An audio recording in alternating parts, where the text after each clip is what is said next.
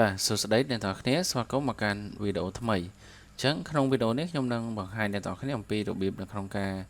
បញ្ចូល Smart Art អញ្ចឹងដោយដែលអ្នកទាំងអស់គ្នាបានឃើញនៅលើវីដេអូនេះអញ្ចឹងនេះគឺជាគំរូ Smart Art បាទអញ្ចឹងដើម្បីចូលទៅធ្វើការបញ្ចូល Smart Art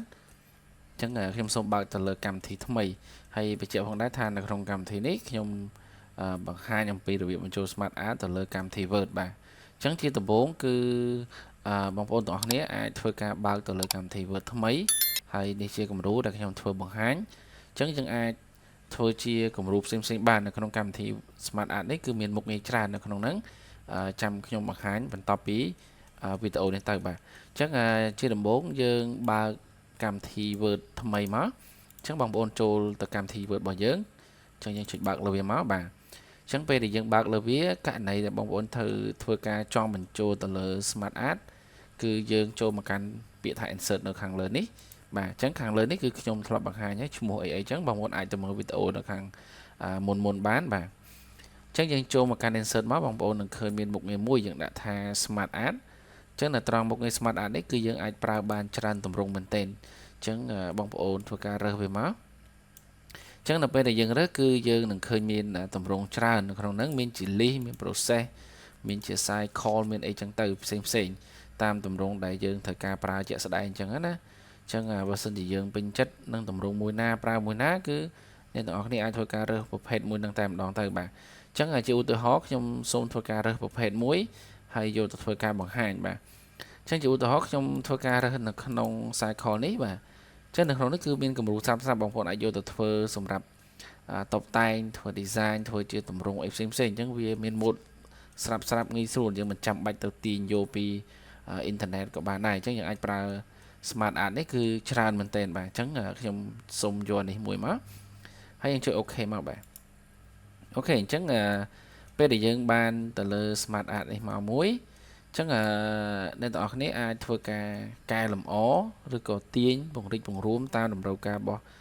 យើងជាក់ស្ដែងបាទឧទាហរណ៍ថាយើងចង់បានអក្សរបែបណាគឺយើងទៅសេអក្សរបែបហ្នឹងទៅឧទាហរណ៍យើងចង់បានអក្សរខ្មែរយើងទៅសេអក្សរខ្មែរមកបងប្អូនធ្វើការបដូរ font ទៅជាអក្សរខ្មែរទៅហ្នឹងហើយឧទាហរណ៍ខ្ញុំទៅសេអញ្ចឹងទៅការងារអីចឹងទៅអញ្ចឹងបងប្អូនអាចធ្វើការកែតាមហ្នឹងទៅខ្ញុំគ្រាន់តែបង្ហាញជារបៀបនៅក្នុងការបញ្ចូលទេអញ្ចឹង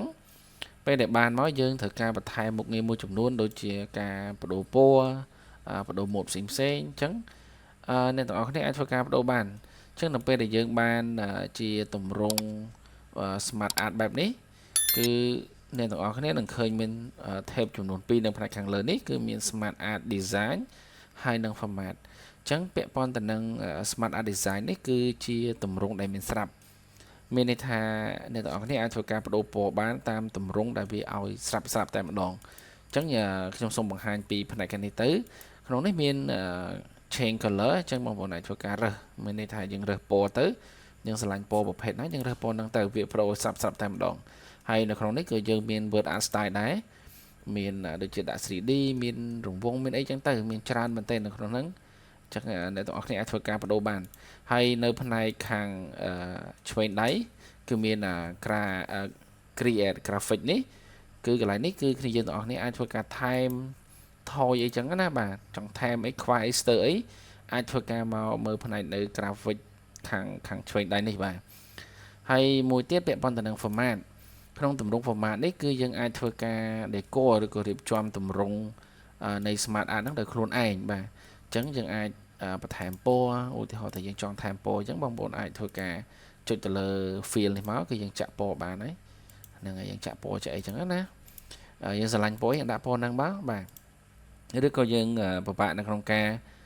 បដូរវាយើងអាចធ្វើការរើសគំរូស្រាប់ក៏បានដែរគឺមាននៅលើនេះអញ្ចឹងវាមានម៉ូដច្រើនអញ្ចឹងអ្នកទាំងអស់គ្នាអាចធ្វើការបដូរបានណាហើយក្នុងនេះមាន effect មានអីទៀតបងប្អូនធ្លាប់ប្រើការវីដេអូមុនខ្ញុំបង្ហាញហើយអញ្ចឹងអ្នកទាំងអស់គ្នាដែលចូលមកក្រោយហ្នឹងអាចទៅមើលវីដេអូនៅមុនបានខ្ញុំបានបង្ហាញអស់ហើយពាក់ព័ន្ធទៅនឹងការប្រើប្រាស់មេរៀនមួយគឺពាក់ព័ន្ធទៅនឹងការបញ្ចូល Smart Shape សំទោសបាទបញ្ចូល Shape ហ្នឹងគឺបងប្អូនអាចទៅមើលបាននៅទីហ្នឹងមានវីដេអូនៅខាងក្រោមបន្តគ្នាអញ្ចឹងអូខេអញ្ចឹងពាក់ព័ន្ធទៅនឹងការបញ្ចូលទៅលើការ Smart Art នេះខ្ញុំគិតថាមានប៉ុណ្ណឹងហើយនេះខ្ញុំគ្រាន់តែបង្ហាញពីរបៀបបញ្ចូលទេពាក់ព័ន្ធទៅនឹងការប្រើប្រាស់ផ្សេងអ្នកទាំងអស់គ្នាអាចធ្វើការ លេង mode ឬក៏ថែមអក្សរថែមអីខ្លួនឯងណាហើយក្នុងហ្នឹងមិនមែនមានតែប៉ុណ្្នឹងទេគឺយើងមានច្រើនក្នុងហ្នឹងមានច្រើនមែនទែនបាទគឺយើងអាចធ្វើការរើសតាមហ្នឹងទៅមានទម្រង់ pyramid matrix ម៉ាត់អីចឹងទៅច្រើនធ្វើរចនាសម្ព័ន្ធក៏ត្រូវដែរនៅក្នុងទម្រង់មួយនេះគឺយើងអាចធ្វើជារចនាសម្ព័ន្ធក្រុមហ៊ុនធ្វើតិចបានណាយើងអាចធ្វើទៅវាលឿនរហ័សហើយវាមាន mode ស្អាតទៀតបាទអញ្ចឹងក្នុងវីដេអូនេះមានប៉ុណ្ណឹងបាទហើយអរគុណច្រើនសម្រាប់ការតាមដានទស្សនាហើយយើងនឹងជួបគ្នានៅវីដេអូក្រោយហើយកុំភ្លេចជួយ subscribe និងជួយ like វីដេអូនេះផងបាទអរគុណច្រើន